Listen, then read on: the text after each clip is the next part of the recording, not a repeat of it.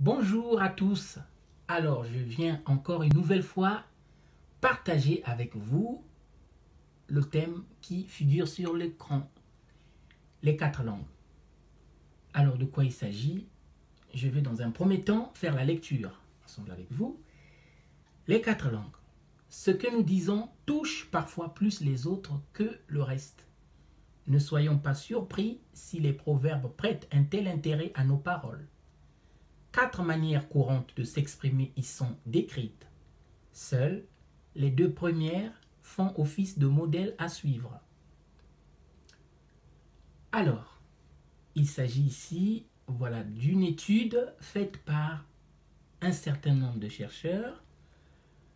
Ils se sont inspirés du livre le plus vendu au monde. Et donc, ils ont mené des études, des recherches faites sur la langue, c'est-à-dire l'organe de notre organisme, la langue que nous utilisons pour parler. Ils ont subdivisé ça en quatre et en formant 2 groupes. Et donc, on va les découvrir rapidement ensemble. De quoi il s'agit? On parle des 4 langues. Voilà. Il s'agit de la langue maîtrisée, premier. La langue maîtrisée, qu'est-ce qu'elle fait? Elle réfléchit avant de parler. Elle sait quand se taire et elle donne des sages conseils. Ça, c'est caractéristique de la langue maîtrisée. Vous voyez, c'est quelqu'un qui réfléchit avant de parler. C'est quelqu'un qui sait quand se taire et qui sait donner des sages conseils. La langue douce, qu'est-ce qu'elle fait? Elle dit la vérité et elle cherche à encourager. Quand vous voyez une personne par ses messages, dans ses échanges avec les autres, qui cherche toujours à encourager, à dire la vérité, eh bien, elle a une langue douce. La troisième, ça va être la langue malhonnête, que vous voyez vers le bas du document. Qu'est-ce qu'elle fait, la langue malhonnête? Eh bien, elle a des fausses motivations et le désir de déformer la vérité. Elle dit du mal et calomnie. Enfin, la quatrième langue, c'est la langue négligente. À mon grand étonnement, je me suis dit comment la langue peut être négligente. Eh bien, nous découvrons ensemble les caractéristiques d'une langue négligente.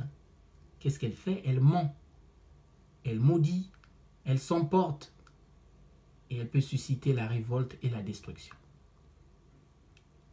Et donc, les chercheurs, par leur étude, ils ont relevé que nous faisons usage de notre langue environ 700 fois par jour. Voilà pourquoi il est écrit, notez bien, puisque nous parlons environ 700 fois par jour, sachons faire bon usage de notre langue si nous aimons la vie et si nous voulons avoir un lendemain meilleur.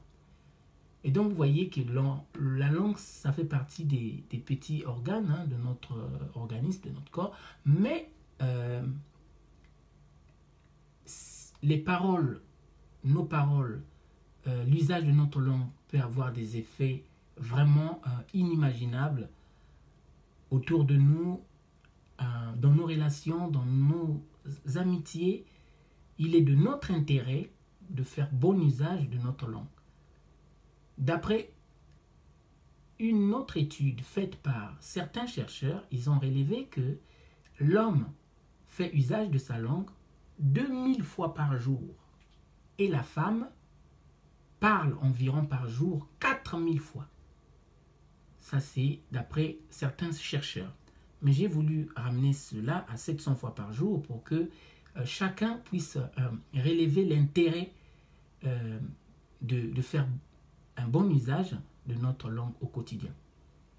Et donc, puisque nous avons tous à cœur d'avoir des bonnes relations, je vais revenir en arrière pour voir la langue maîtrisée. Pour une personne qui veut avoir de bonnes relations, elle choisira donc d'avoir ces 2 langues. En premier, la langue maîtrisée et la langue douce. Vous voyez, nous avons le choix. Donc, tous les jours, nous faisons des choix. Il s'agit ici d'un choix à faire. Mais voilà, d'après les docteurs, les chercheurs, ils nous conseillent donc de faire le choix de ces 2 langues-là, la langue maîtrisée et la langue douce. Pourquoi? Pour quel intérêt? Eh bien, pour construire des bonnes relations, pour avoir des bonnes amitiés, et pour construire des relations à long terme. Même dans le cadre du foyer, de la famille, on a besoin d'avoir des époux qui ont une langue maîtrisée, une langue douce. On a besoin d'avoir des frères, des sœurs, des amis qui ont une langue maîtrisée, une langue douce pour tisser vraiment des bonnes relations. Et les deux autres langues, la langue malhonnête, telle que vous le voyez affichée sur l'écran, et la langue négligente, ce sont des langues à proscrire. Voilà donc ce que je devais partager avec vous.